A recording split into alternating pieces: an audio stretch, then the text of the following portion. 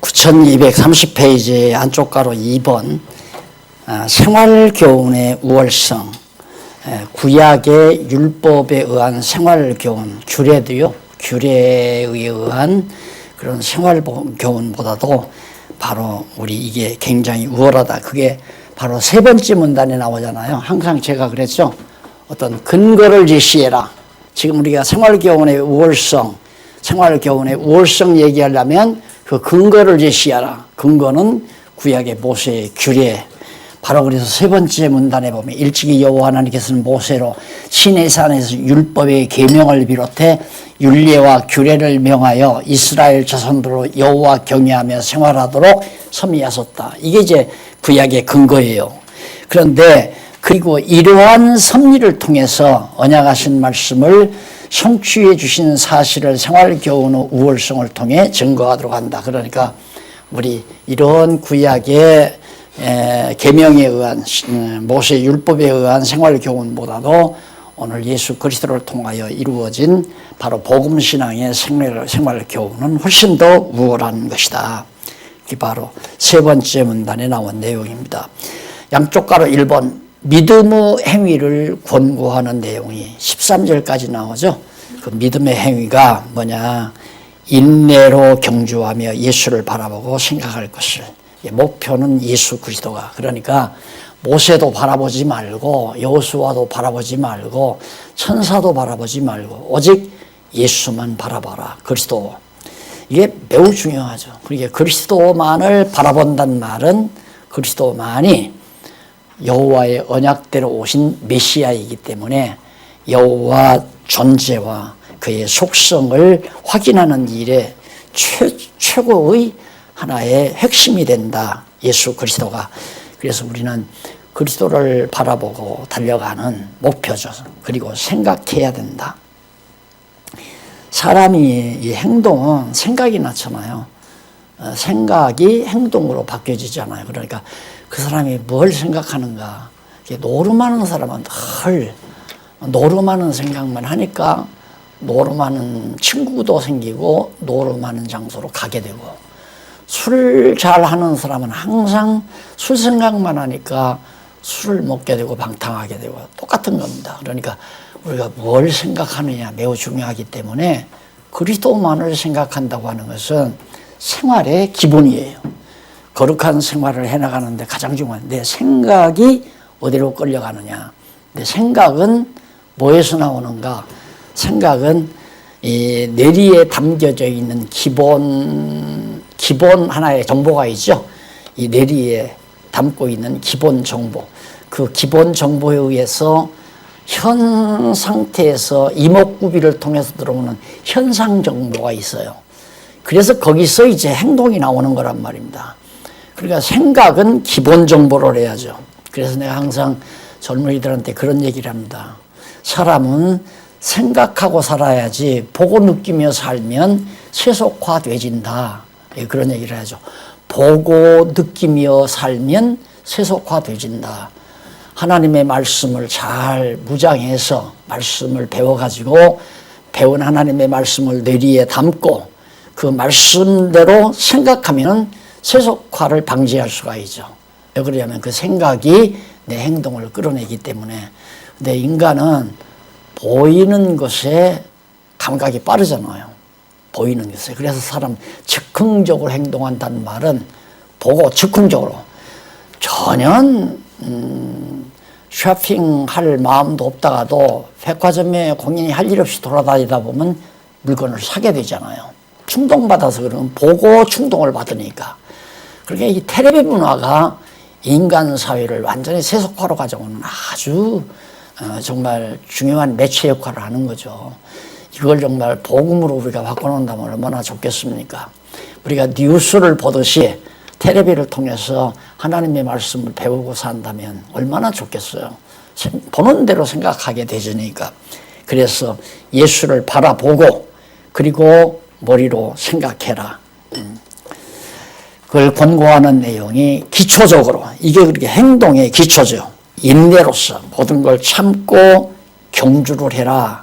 달려가면서, 그리스도를 향해 달려가면서 정말 그리스도만을 생각하고 살아라. 그래서 그 2절에 보면 믿음의 주요 온전케 하시는 이인 예수를 바라보자. 저는 그 앞에 있는 즐거움을 위하여 십자가를 참으사 부끄러움을 개의치 아니하시더니 하나님 보좌 우편에 앉으셨느니라. 너희가 피곤하여 낙심치 않기 위하여 죄인들의 이같이 자기에게 거역한 일을 참으신 자를 생각하라. 그런 얘기죠. 그러니까 결국 보고 즉흥적으로 사는 삶은 짐승 삶이나 똑같습니다. 동물은 즉흥적으로 행동하잖아요. 배고프면 보는 대로 즉흥적으로 잡아먹고 즉흥적으로 잠자고 즉흥적으로 본능적으로 그냥 생식하고, 그것이 이제 동물이듯이 인간도 아무런 생각 없이 자기 내면에 사상세계가 없이 그냥 행동한다면 짐승 생활이나 똑같죠. 그러나 우리는 진리를 논리적으로 진리가 딱 들어오게 되면 맞다 그러잖아요. 저거 맞다, 틀림없구나. 이게 이제 우리의 뇌리를 딱 장악하고 있는 거죠. 그러면 이것과 다른 이물질이 우리 뇌리에 들어오질 않습니다. 거역해버리죠. 그러면 이미 구체화된 논리적 진리가 우리 뇌리에 딱 잡고 있으면 그 논리적 진리 체계가 받아들이는 것만이 내 뇌리에 들어와서 작용을 일으켜 생각도 하게 하고, 그 생각함으로 말미암아 행동도 하게 하고, 그래서 아는 대로 믿고 믿는 대로 생활하는 그런 결과가 반드시 온다. 이것이 이제 성령의 사역이고, 이것이 하나님께서 인간을 지어놓으신 질서입니다. 행동의 질서. 그래서 4절로 8절에 보면 징계는 아들에게 하는 것이므로 낙심하지 말라. 자, 제가 참 늘 지금도 그렇게 생각하고 살지만 이렇게 살고 보니까, 결과를 보니까 안 되는 일이 다 잘 됐던 일이로구나 하는 생각을 해요. 항상 안 되는 일이 다 잘 됐던 일이로구나. 그러니까 우리가 논리적으로 생각해 봐도 내 생각대로 안 되는 일은 하나님의 생각대로 되는 거 아닙니까? 그렇죠. 내 생각대로 안 되는 일은 하나님의 생각대로 되는 거고, 또 되는 것은 하나님의 뜻대로 되는 거고, 생각대로. 그러니까 안 되는 것은 하나님의 뜻대로 되게 하기 위해서 안 되는 건데, 우리는 내 욕심대로만 되기를 바라며 살다 보니까 갈등이 심한 거죠. 아주 갈등이. 인간이 갈등을 겪는다는 것은 아직도 주를 바라보지 않는 생활이에요. 갈등이 사라져야죠. 그래야, 갈등이 사라져야 범사에 감사가 나오잖아요. 이것이 너희를 향한 하나님의 뜻이다. 그럼 하나님의 뜻은 뭔가? 범사에 감사하고 항상 기뻐하고 쉬지 않고 하나님의 선하신 뜻을, 내 육신의 소욕을 구하는 것이 아니라 하나님의 정하신 말씀에 이미 약속하신 하나님의 뜻을 구하고. 그러니까 제가 그러잖아요. 땅끝까지 복음이 증거된다고 약속을 했기 때문에 이스라엘에서 시작된 것이 이제 안디옥을 거쳐 아세아와 마게도니아, 그다음에 아가야 지방, 로마로, 유럽으로, 영국으로, 카나다, 미국으로 해서 한국에 복음이 왔단 말입니다. 근데 벌써 성령께서 중국으로 갔잖아요. 그게 복음이 중국으로 촛대가 옮겨가는 거죠. 그래 한국 교회는 이미 촛대를 뺏긴 거예요. 건너간 거예요. 이미 내가 볼 때는 한국 교회 촛대 하나님께서 중국으로 옮겼고, 중국에서 벌써 인도, 동남아 쪽으로 지금 옮겨가고 있잖아요. 이렇게 하나님이 정하신 뜻대로 되지는 거 알기 때문에 내 마음에 구하는 것도, 이 아름다운 복음, 틀림없이 정말 기름진 이 아름다운 복음이 한국에서뿐만 아니라 중국에서, 동남아에서, 저 아시아 대륙에서 정말 같이 나누어지기를 바란다 그러는데, 지금 소식이 늘 들려오잖아요. 방송국을 통해서 공부하는 분들이 중국에서, 그다음 동남아에서, 인도나 파키스탄 이런 등지에서 복음을 듣고 공부하는 소식들이 들려오는 걸 보면, 그거 하나님의 뜻이니까 구할 마음이 생기는 거고. 아니 내가 그거 구하게 생겼어요. 우리 장안중앙교회 잘 되게 이거 부흥 발전하게 기도해야죠. 근데 그런 기도는 전혀 입 밖에 나오지. 이거 건물 지면서도 하나님 건축하게 해주십시오. 한 번도 기도해 본 적이 없어요. 기도해 본 적이. 그걸 위해서는. 다만 소원은 하나님 말씀 정확하게 전달되고 전수되게 해주시고, 이 복음이 우리만이 아니라 정말 많은 우리 아세아 지역에, 그리고 서방 지역에도 택한 백성에게는 같이 나눠줄 수 있는 날이 오게 해달라고 간절히 기도하고, 사실은 목사님들은 초기에 전혀 나를 죽이려고 해서 기도도 안 했는데 목사님들 이 말씀 듣게 해달라고 기도도 듣게 되더라고요. 내가 기도 안 해도 하나님의 뜻은 이루어지는 거고, 내가 하나님의 뜻을 알면 또 그대로 기도하고 사는 거고, 그래서 쉬지 않고 기도하는 거고, 모든 되어지는 일에 감사하고 항상 기뻐하며 사는 것이 여호와를 경외하는 삶이다.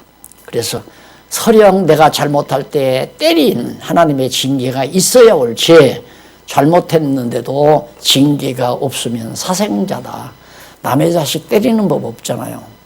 남의 자식이 도둑질했는데 남의 자식 데리다가 이놈아 너 왜 도둑질했느냐 하고 책망하거나 때리는 법이 없잖아요. 그러나 내 자식이 나가서 잘못하게 되면 회초리 들고 나무래고 책망하고 때리고, 사랑의 징계라고 그러잖아요. 그래서 우리는 징벌은 없지만, 징벌은 완전히 죄의 대가로 형벌을 받는 거지만 징계는 깨닫게 하기 위한 수단이죠. 그래서 징계와 징벌은 다르다고 그랬잖아요. 징계는 반드시 있어야 돼요. 우리에게 예를 들어서 재정적인 어려움이 온다거나 아니면 건강에 아픔이 온다거나 이런 것들은 우리에게는 그게 징벌이 아니라 징계예요. 아, 내가 죄 졌더니만 하나님께서 벌 주었다가 아니라, 아, 하나님이 나로 하여금 깨닫게 하기 위해서 채찍을 가하셨구나. 이게 이제 바로 징계입니다. 그래서 징계는 아들에게 하는 것이니까 절대 징계받을 때 낙심하지 말라. 예를 들어서 개척을 했어요. 개척을 해서 교인들이 한 7, 80명 딱 모였는데 어느 날 갑자기 어려움이 와가지고 교인들이 10여 명밖에 안 나온다. 이런 것들이 바로 나로 하여금 깨닫게 하기 위한 하나의 징계죠. 징계. 그래서 그런 걸로 낙심하거나 절망하지 말라. 끝까지 참고 나아가라고. 이것이 이제 바로 생활에 대한 교훈이에요. 그러니까 어려움이 오더라도 징계니까 낙심하지 마. 징벌이라면 낙심해야죠. 징벌은 지옥 가는 일이니까. 그래, 징계는 사랑의 확증이에요. 아, 내가 지금 잘못한다. 알잖아요. 자기가 잘못하는 거. 아는데도 아무런 징계가 없다. 아, 하나님이 나를 버렸나. 하나님이 나를 버리지 않았다면 반드시 깨달을 수 있도록 채찍을 가한다는 거. 몸에 질병이 오거나 가정에 재정적인 어려움이 오거나 자녀들이 이탈하거나 아내를 통하여 시험이 오거나 이런 것들이 모두가 다 하나의 징계로 우리에게는 다가오는 겁니다. 그러니까 낙심하지 말아라. 어떤 어려움이 오더라도 그건 사랑의 징계니까 깨닫게 하기 위한 예지만. 그리고 넘어가서 9절로 13절에 보면 징계로 연단한 자는 의의 평강의 열매 맺을 것을 권고하는 내용입니다. 그래서 아까도 말했지만 이것도 역시 제 삶 속에서 다 실제로 경험한 일이니까, 야, 진짜 보통 그냥 하나님의 말씀 없이는 참기 어려운 일들이 내가 볼 때 인생살이에 두서너 차례는 보통 있는 것 같아요. 대부분 다. 그런데 그렇게 겪다 보니까 우리 인간들이 보통 그러잖아요. 아, 나는 이렇게 겪었기 때문에 내 사랑하는 자녀들은 안 겪게 했으면 좋겠다. 이 생각을 하게 되고, 나는 겪었지만은 내 후배들은 이런 거 겪지 않고 편안하게 주의 일을 했으면 좋겠다. 이게 누구나가 다 대부분 가지는 생각 아니에요. 조금만 갸륵한 생각을 한다면 다 필요 없더라고요. 그것도 다 필요 없어요.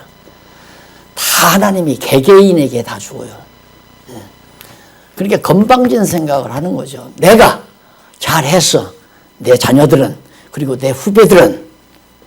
그러면 얼마나 좋겠어요. 그렇게만 된다면. 그런데 부모를 통해서 자녀들이 편안해지면 깨달으면 참 좋지만은 겪어보지 않으면 안 깨달아져요. 안 깨달아요.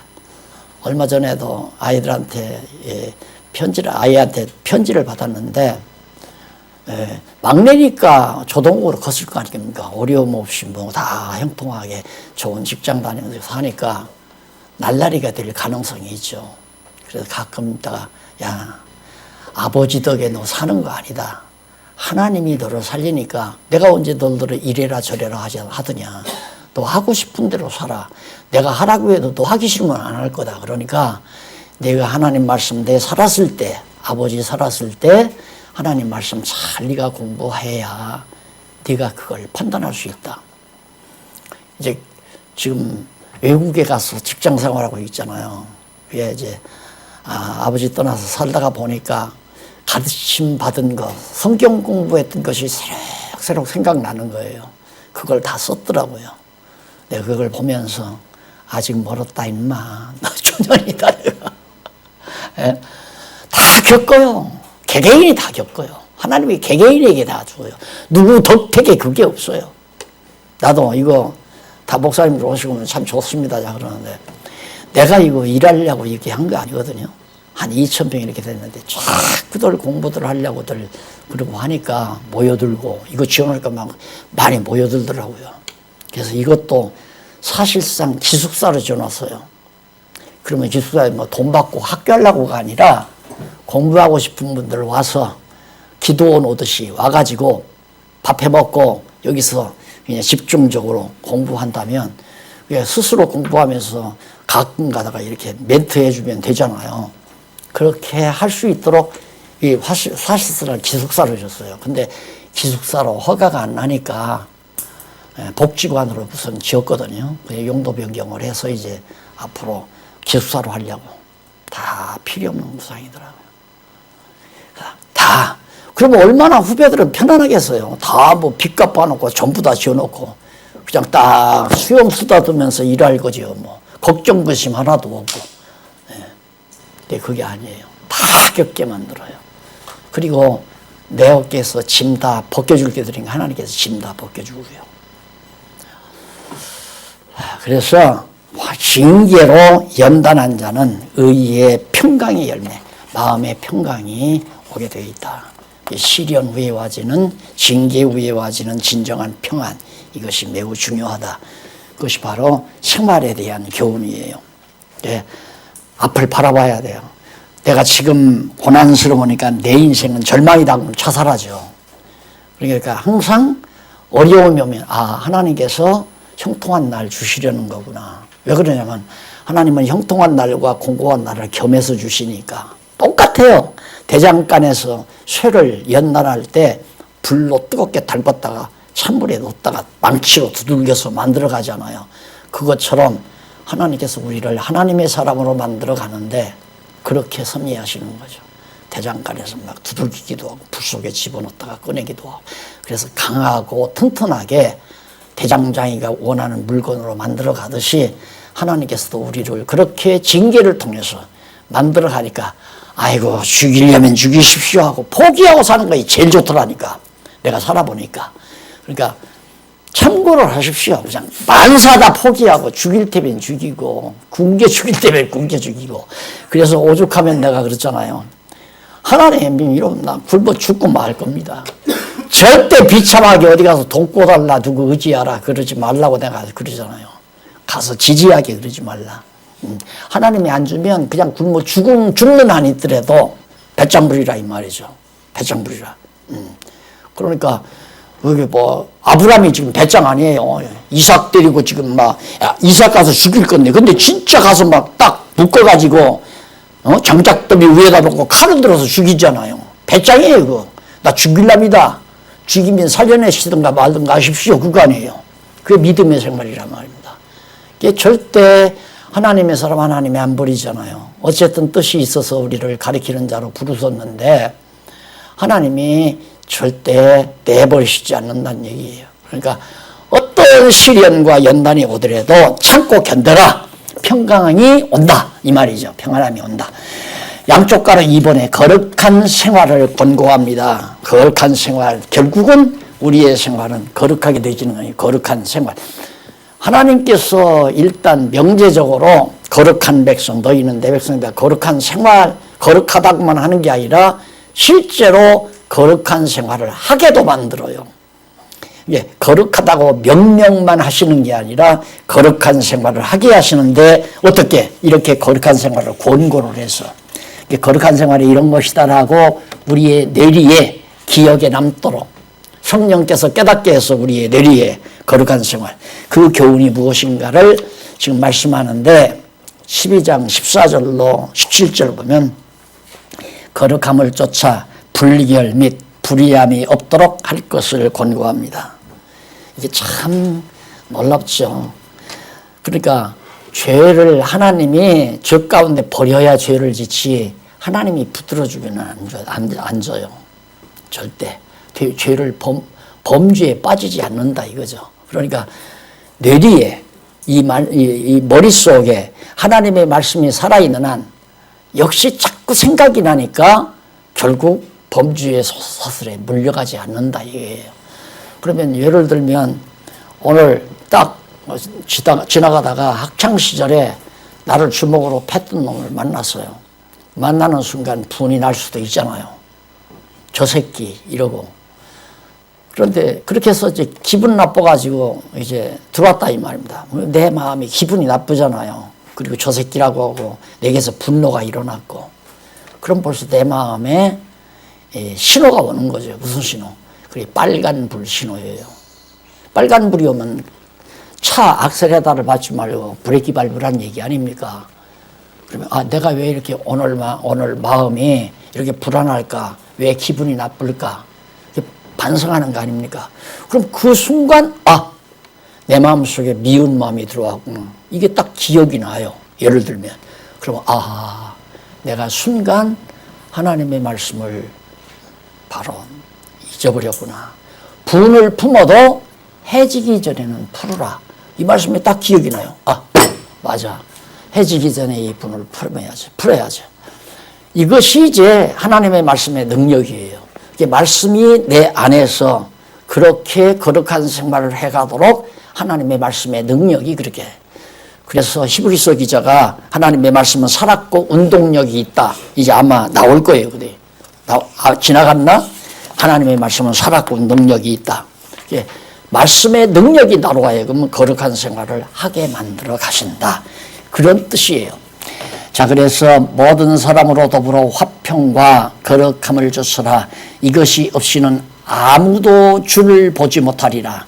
너희는 돌아보아 하나님의 은혜에 이르지 못하는 자가 있는가 두려워하고 또 쓴뿌리가 나서 괴롭게 하고 많은 사람이 이로 말미암아 더러움을 입을까 두려워하고 음행하는 자와 혹 한 그릇 식물을 위하여 장자 명분을 받은 에서처럼 같이 망령된 자가 있을까 두려워하라. 밥 한 그릇 먹겠다고 범죄하고 거짓말하고 도둑질하고 그건 아니죠. 너희는 너희의 아는 바와 같이 저가 그 후에 축복을 기업으로 받으려고 눈물을 흘리며 구하되 버림받지 않았느냐.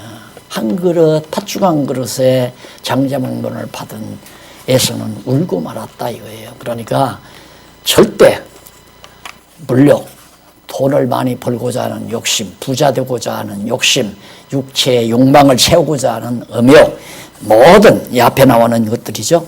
그런 것들이 내 마음속에 침투하지 못하여 뭘로? 하나님의 말씀의 능력이 그렇게 한다 이 말이에요. 그러니까 그런 거 있죠.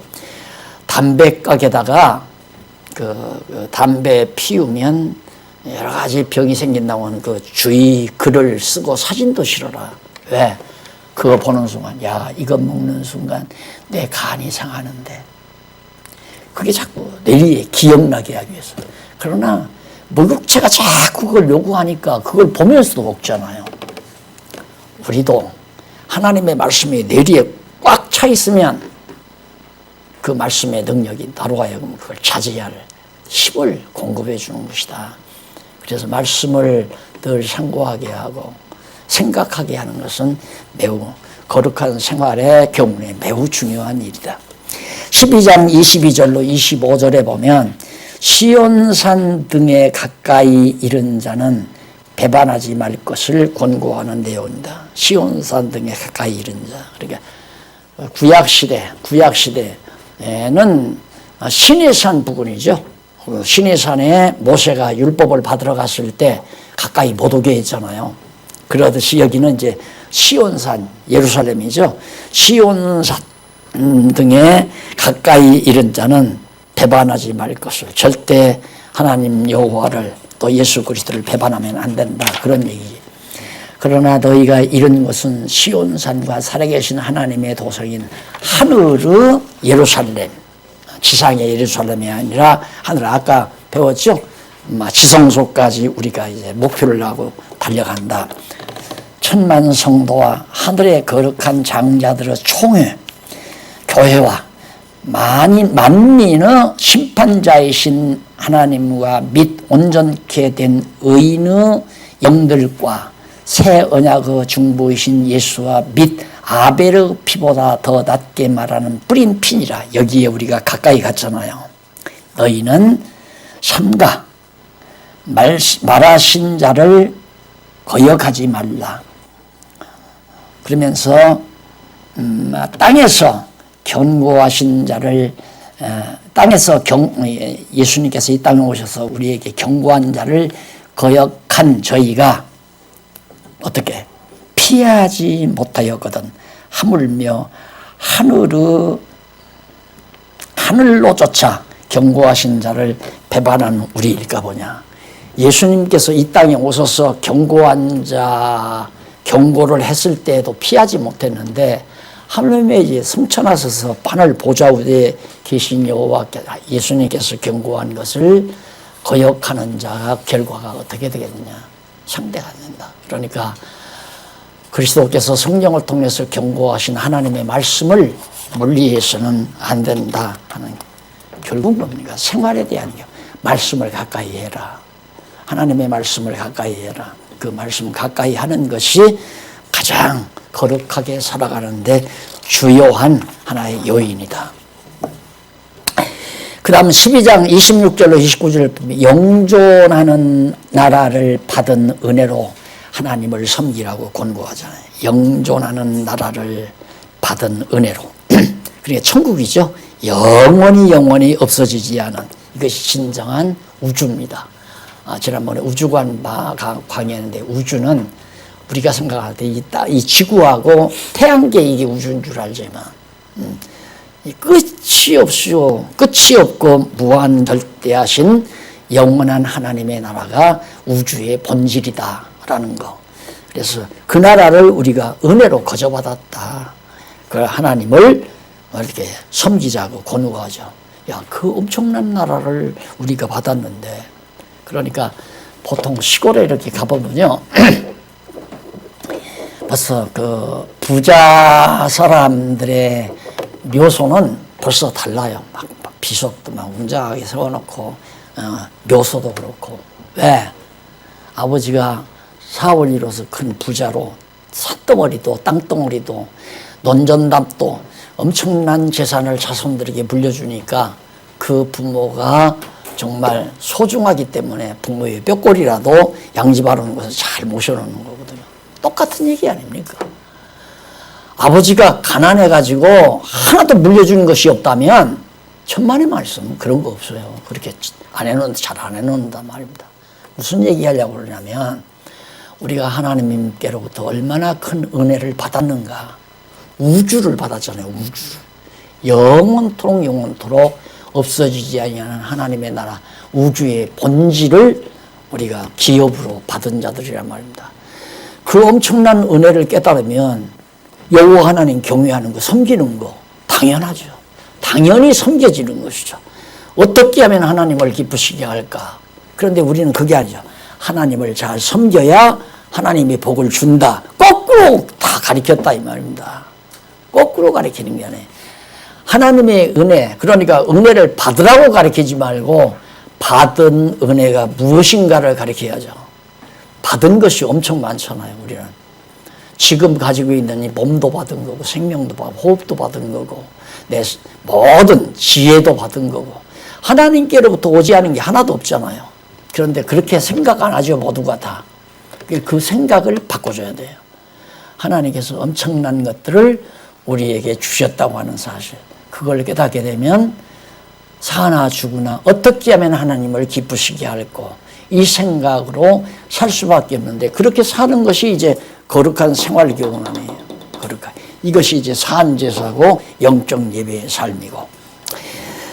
자, 그 다음에 넘어가서 교회 생활의 우월성입니다. 자, 결국은 이 교회 생활이란 주님의 몸된 지체로서의 생활이죠.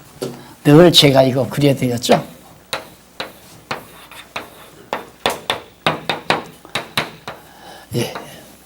예, 주님이시고 이게 다 우리란 말입니다. 우리 모든 지체가 몸 자체가 우리.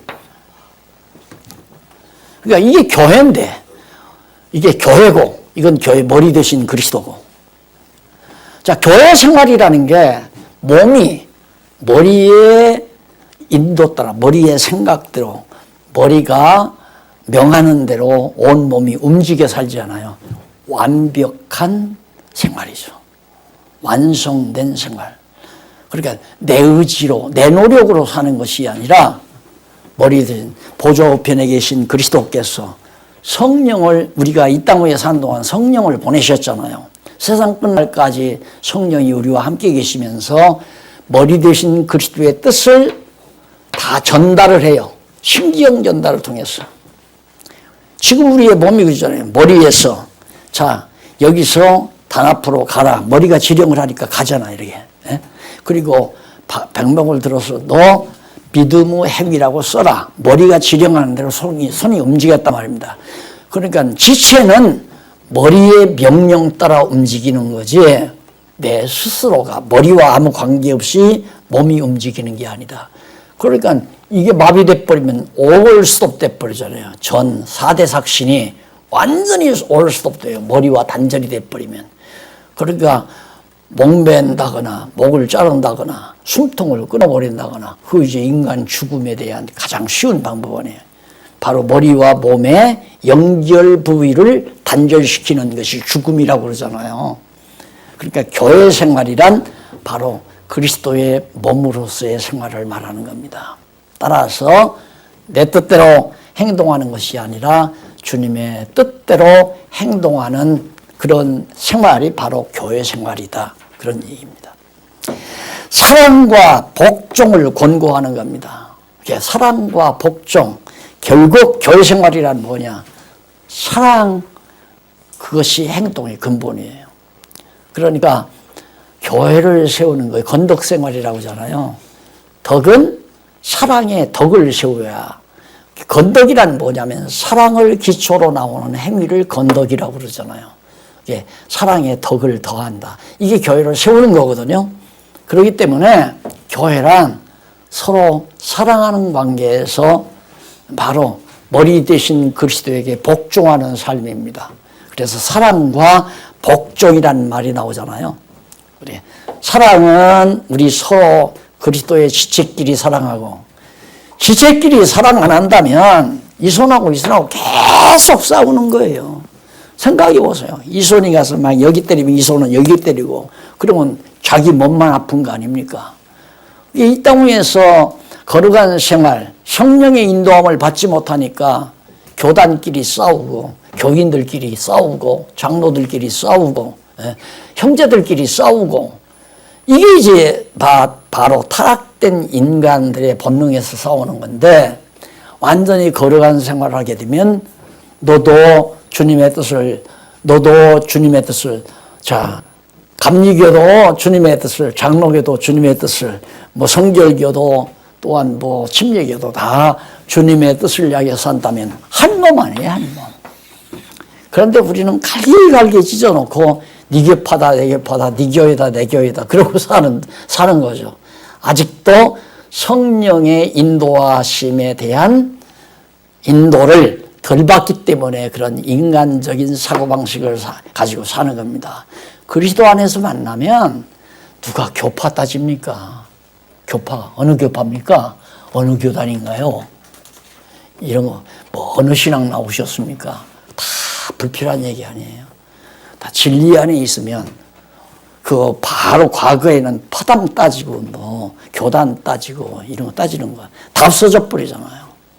말씀 안에서 하나가 되져 버리는 거죠. 그래서 교회 생활의 우월성, 완전히 우월한 거죠. 이런 게 없잖아요. 그러니까 그게 말씀으로만 가능하다는 얘기예요. 지금 예를 들어서 제가 성경을 말하지 아니하고 제가 나름대로 연구한 제 사상에 의해서 교리를 만들어서 목사님들에게 이렇게 말씀을 드린다면 목사님들이 끝나고 나면 나 복가될 거예요. 목사님 그건 생각 잘못한 겁니다. 그건 목사님 사견입니다. 목사님 주장이죠. 이러면서 다 반대하지 받아들일 사람 없을 거예요. 그런데 내 생각도 아니고 어떤 목사님 생각도 아니고 장로교 뭐 성결교 이거 아니고 그냥 성경 있는 대로. 사실 이 말씀운동이 1980년대 명동에서부터 시작했거든요. 명동 강의에서부터. 그런데 명동 강의가 어떻게 해서 이루어지면 그 전에 총신 대학부 학생들이 한 20대 명이 제 소식을 듣고 로마서를 강의해달라고 해서 갔잖아요. 저 청평 뭐 조그마한 어떤 소기를 둔 음악사를 MT 장소로 구들짝을 놓아서 그렇게 만들었더라고요. 거기 방 3칸으로 갔는데 딱 이틀째 딱 자고 새벽에 일어나는데 학생 둘이 딱 찾아와서 무릎을 딱 꿇어요. 꿇더니만 목사님이 이번에 여기 오실 때 노트 가지고 와서 노트 필기한 것 가지고 강의를 했으면 우리 여기 있는 사람 한 사람도 안 받아들입니다. 그런데 우리나 목사님이나 그냥 성경책 한 권 가지고 와서 로마서를 차근차근 읽어가면서 얘기하는 데는 할 말이 없습니다. 그리고 하나 옆에 딱 있는 젊은이가 목사님 저는 니체를 전공했습니다. 내 인생관을 니체 사상으로 확 정리를 해서 지금 막 힘있게 내가 살아가는데 오늘 이번에 와가지고 첫째 시간 마태복음 1장 2장 공부하는데 무너지기 시작하는데 완전히 벽돌집 벽돌 무너난다 이거예요. 자기 인생관이. 그래서 이틀 밤 자는 어젯밤에는 너무 괴로워서 내가 밖에 있는 장작대비를 들고 목사님 잠든 목사님 머리를 치고 그냥 도망가려고 눈이 덮인 산으로 도망가려고 했습니다. 그러면서 이걸 한마디면 그때 죽을 뻔을 하죠. 하나님이 그 젊은 사람 내버려뒀으면 쳐 죽어요. 대구에 가서 강의할 때는 한 놈이 들어와서 그래. 목사님 어젯밤 그 방에서 주무실 때 내가 연탄불을 꺼내서 그냥 방에다 들여놓으려고 했지. 목사님 잠들었을 때 죽여버리려고. 그러니까 내 얘기 같으면 안 되죠. 우리가 성경 같이 읽고 보니까 어쩔 수가 없잖아요. 나도 어쩔 수가 없어요. 이렇게 해서 교회가 하나가 돼야 된다 이 말이에요. 하나가. 무슨 파당이 필요 있어요. 교파가 무슨 필요가 있고 다 그리스도 안에서 하나가 돼야죠. 그래서 여기 우월하다. 정말 복음신앙이 얼마나 우월하냐. 복음신앙이 아닌 건 자꾸 파당을 이루고 서로 분쟁을 일으키고 화목을 깨고 그러지만 그 다음 넘어가서 어려운 이 형제 사랑과 순결 및 만족과 담대할 것을 권고합니다. 이 거룩한 생활, 교회 생활은 어려운 형제. 항상 가정에서도 그러잖아요. 자녀들이 있으면 자녀가 하나가 감기 걸려서 있다. 온 가족들이 다 그 병든 형제, 자녀 때문에 신경이 쓰이잖아요. 마찬가지로 교회도 그렇습니다.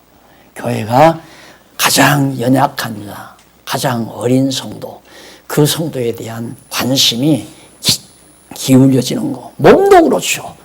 새끼손가락 하나가 작업을 하다가 새끼손가락을 다쳤어요. 그러면 이게 염증이 사라지고 나을 때까지는 항상 이 손가락 어디 다칠까 봐서 그냥 보호하고 그냥 어디 가도 다칠까 봐서 이거 보호하듯이 똑같은 원리가 누가? 성령께서 그렇게 하게 하신다 이 말이에요. 그래서 가장 연약한 어린 성도들에 대한 관심, 사랑이죠.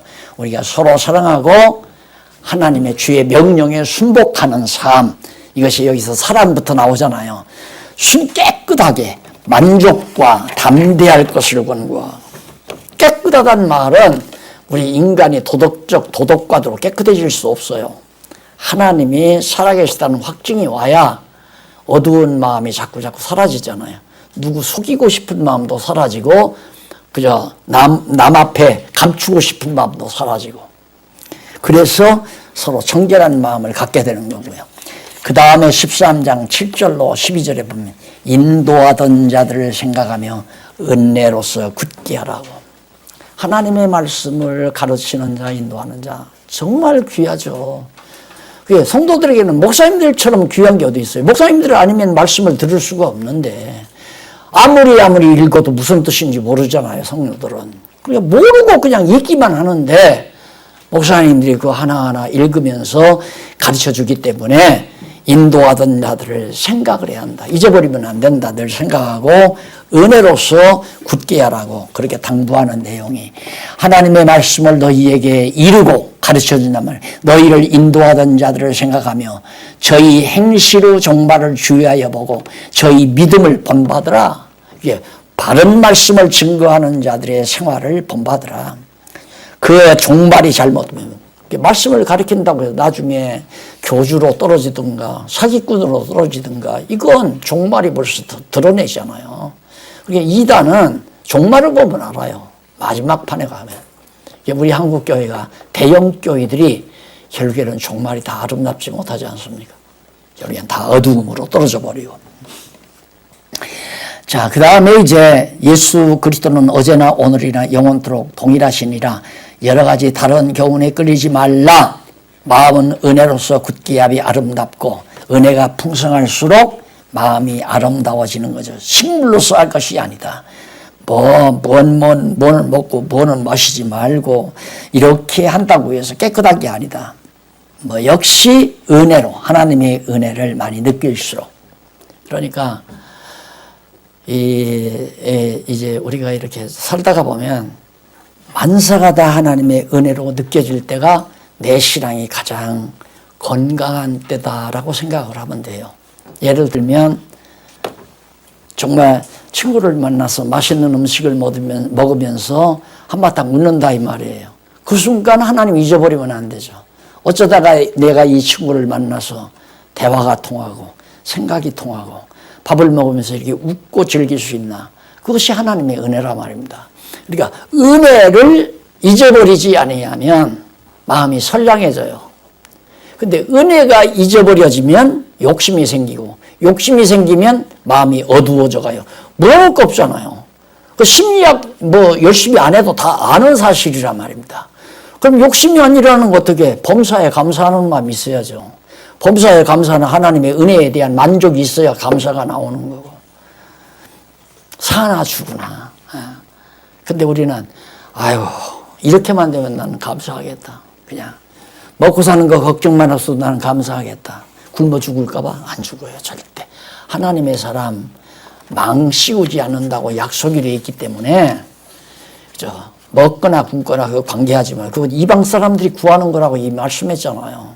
걱정할 것도 없고 욕심 부릴 것도 없고 되는 대로 주시는 대로 많이 주면 고기 사다 잡수고 적게 주면 콩나물 사다 국 끓이고 그러면 되잖아요. 내가 늘 하는 얘기지만.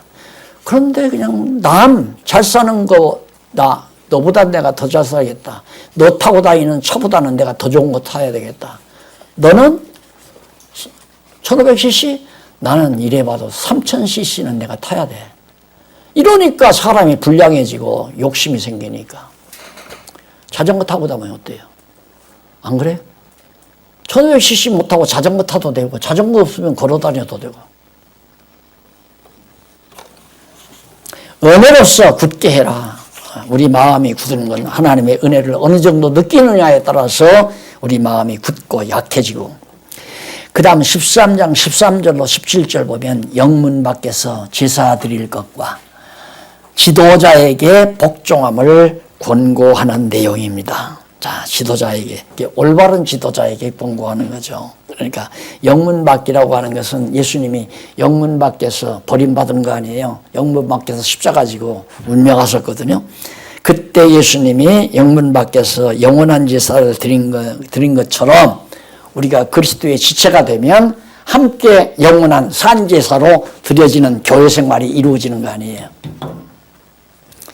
제사, 늘 우리도 산제사, 이제는 죽어서 피 흘리는 제사가 아니라 생활을 통해서 드리는 제사가 영적 예배라 이 말이죠. 그러면서 지도자에게 복종하라 그러는데 거기 보면 16절에 오직 선을 행함과 서로 나누어 주기를 잊지 말라. 이 같은 제사는 하나님이 기뻐하시느니라. 보여. 서로 나누어 주는 거. 이게 바로 제사다 이 말이에요. 서로 나누어 주는 거. 그러니까 일방적으로만 나눠 주는 게 아니라 서로 나눠 주는 거. 이게 나눔을 갖는다는 것은 내 마음이 편안하고 즐거워야 주기도 하고 받기도 하는 거지. 그렇지 않으면 욕심 많은 사람은 절대 안 줘요. 욕심이 잉태하게 되면 절대 남에게 받기만 하고 줄 수는 모르죠. 또 같은 친구도 그러잖아요. 맨날 밥 얻어먹을 줄만 알지 밥 살 줄은 모르는 그런 것처럼 오늘 우리가 교회 한 지체로서 약한 지체를 돌봐주면 이 지체가 또 이 지체가 약해질 때 여기 돌봐주잖아요. 똑같은 거예요. 이렇게 서로 사랑하며 사는 것. 그러면서 거기 보면 17절에 너희를 인도하는 자들에게, 인도하는 가이더에게 그 말이죠. 인도하는 자에게, 가이더에게 복종하라. 이 복종하라는 말은 순종하고 복종하라, 따르라는 얘기죠. 저희는 너희 믿음을 위하여 경성하기를 자기가 회개할 자인 것 같이 하느니라. 다시 말해서 연약한 자의 짐을 자기가 대신 지는 것처럼 그렇게 심정으로 너를 지도해 주니까 그렇게 잘 따르라. 어린아이를 기르는 엄마의 심정처럼 얼마나 조심해서 어린아이를 다룹니까, 엄마가. 응? 밥을 먹어도 딱 그냥 바로 떠서 주는 게 아니라 떠서 일단 입술 가까이 갖다 대잖아요. 왜 뜨거운가 안 뜨거운가를. 왜 뜨거운 거 아이가 먹으면 입을 대니까. 그렇게 세심하게 또 너무 짠가 짜지 않은가를 간을 맞추고 그러면서 이제 아이를 길러나가는 것처럼 지도자는 그렇게 세심한 관계를 가지고 내가 이 말을 해서 저분이 상처를 입나 안 입나, 정말 이걸 먹어도 되나 안 먹어도 되나, 이제 죽이나 먹어야 될 자에게 딱딱한 음식을 먹이는 건 죽이려고 하는 거나 똑같잖아요. 그렇게 하지 말고 정말 자기가 스스로 어린아이의 입장에서 몸소 정말 수고하는 자니까 그런 자에게 역시 복종하라는 얘기입니다. 그러니까 복종하라는 일방적인 얘기가 아니에요. 그렇게 하는 아름다운 지도자에게 너는 순종하고 복종하며 따르라. 그 다음 양쪽 가로 2번 마지막입니다. 13장 18절로 25절에 보면 기도와 문안을 당부하죠. 기도와 문안. 항상 교회 생활의 중요한 부분이 뭐냐면 기도하고 서로 문안하는 일입니다. 문안하는 일. 그러면 한번 자세하게 좀 한번 살펴보십시다. 발신자와 수신자가 서로 돌이켜 만나도 기도를 부탁합니다. 우리를 위하여 기도하라. 우리가 모든 일에 선하게 행하려 함으로 우리에게 선한 양심이 있는 줄을 확신하노니 내가 다 속히 너희에게 돌아가기를 위하여 너희 기도함을 더욱 원하노라. 자, 히브리 기자가 누구인지는 몰라요. 누구인지는 모르는데 다만 짐작할 수 있는 것은 유대주의자들, 그러니까 거짓 선생들이죠. 핍박자들, 예수 믿는 사람들을 잡아다 죽이고 그냥 바울을 뒤쫓아다니면서 늘 죽이려고 하던 유대주의자들이 있잖아요. 율법주의자들. 그런 자들에게 늘 쫓기면서 돌아다니는데 생명을 내대고 그렇게 올바로 바른 복음 신앙을 위하여 너희들을 위해 수고한다. 그러니까 우리 말을 순종하고 따르라. 그러면서 너희를 보고 싶어 하니까 너희들도 좀 볼 수 있도록 기도해 주기를 바란다. 보고 싶은 마음 당연하죠. 교회라면 서로 만나고 싶고 보고 싶고 이것은 당연하잖아요. 그래서 모이기를 힘쓰라는 말은 그리스도 안에서 사랑의 교제, 같은 한 몸으로서 사랑의 교제를 이루기 위한 그런 의미에서 모이기를 힘쓰라 하는 얘기입니다. 그러면서 이제 20절로 21절 보면 온전히 하여 뜻을 행할 것과 즐거운 것을 이루길 기원하는 양의 큰 목자이신 우리 주 예수를 영원한 언약의 피로 죽은 자 가운데서 이끌어내신 평강의 하나님이 모든 선한 일에 너희를 온전케 하사 자기 뜻을 행하게 하시고 오세요. 하나님이 온전케도 하시고 당신의 뜻을 행하게도 하시고, 예, 교회 생활은 누가? 성령이. 아까 그랬죠? 이 성령께서 생활하게 하신다. 복음 신앙이 우월하기 때문에. 왜? 이 근거에서 보면 너무너무 우월하다. 그러면 우월하기 때문에 어떤 결과가? 이런 결과가 아름다운 복음 신앙 생활이 나오는데 교회 생활이 아름답게 이루어진다. 참 좋은 교회가 이루어진다는 얘기죠. 그러면서 22절로 23절 권고의 말을 용납하라고 당부하면서 상면할 것을 거듭 약속합니다. 형제들아, 내가 너희를 권하노니 권고의 말을 용납하라. 지금까지 내가 이렇게 다 권고를 했는데 이거 잊어버리지 말고 잘 받아들여라 이 말이에요. 내가 간단히 너희에게 썼느니라. 지금 내가 히브리서 쓴 것은 간략하게 요점 정리를 해준 것이다. 우리 형제 디모데가 놓인 것을 너희가 알라. 그가 속히 오면 내가 저와 함께 가서 너희를 보리라. 이 부분 때문에 히브리서는 사도 바울의 기록이라고 대부분의 학자들이 그렇게 말을 하고 있습니다. 저도 그렇게 생각을 해요.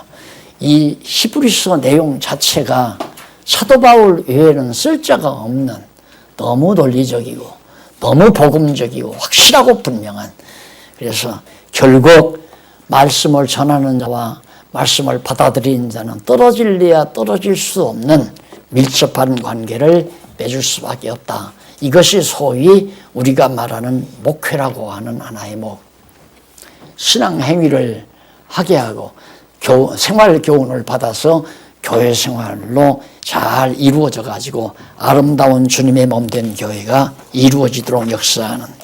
자, 그러면서 13장 24절로 25절에 인도하는 자와 성도에게 무난하고 은혜가 있기를 축원합니다. 인도하는 자와 성도에게 무난. 너희를 인도하는 자와 및 모든 성도에게 무난하라. 무난하란 말은 안부 전하고 사귀라 이 말입니다. 사귀라. 예, 서로 무난하는 건 사귐을 말하는 거죠. 그래서 성도가 서로 그리스도 안에서 말씀으로 사귀어 가는 것. 아침에도 말했나요? 사도 요한이 내가 너희에게 이 말씀을 전하면 너희와 사귐이 있게 하려 함이라. 성도의 사귐은 하나님의 말씀을 전할 때 사귀어지는 것. 자, 이렇게 해서 일단은 유대주의에 대한 경계, 유대주의에 대한 경계에 대한 내용을 우리가 살펴봤습니다. 어떻게? 신분상 예수가 우월하다. 예수가 사역상 우월하다. 무엇보다 유대주의자들 너희들이 말하는 것보다. 그 다음 복음 신앙상으로도 유대주의자들 너희들 율법적 신앙생활과는 비교가 안 되도록 우월하다. 그러면서 오늘 마지막 시간 이렇게 정리를 해야 됐습니다. 신앙 행위도 우월하고 생활 교훈도 우월하고 교회 생활도 우월하다. 이것이 신약교회의 놀라운 진리라는 사실을 히브리서가 우리에게 잘 말해주고 있습니다. 도와십시다. 자비로우신 아버지 하나님, 은혜를 감사합니다. 오늘 또 뜻한 바 계셔서 이렇게 조용한 처소 마련하고 그리스도 안에서 한 지체되고 한 동역자들 만나서 하나님의 귀한 말씀으로 서로 사귀게 하시고 오랜 시간 함께 보내게 하심을 감사드립니다. 아버지 하나님, 우리를 이렇게 말씀으로 무장시키실 때는 하나님의 뜻이 계신 것을 의심 없이 믿습니다. 예비하신 선한 일을 위하여 소중하게 쓰임받는 귀한 종들 되도록 지켜주시옵시기를 비우며 예수님 이름으로 기도드립니다. 아멘.